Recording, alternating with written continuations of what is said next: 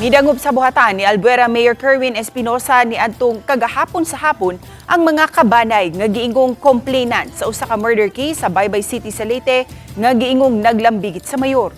Atubangan sa mayor ilang gipatinaw nga wala sila masayod nganong nalakip ang pangalan sa mayor bisan kun wala nila ilambigit sa krimen ang maong mayor.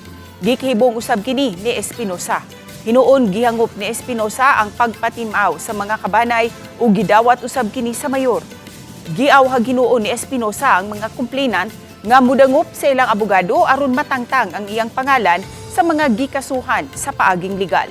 Hinumduman, may pagawas og warrant of arrest ang Cebu City RTC Branch 14 batok kang Espinosa tungod sa murder case sa Baybay City nga naglambigit kaniya.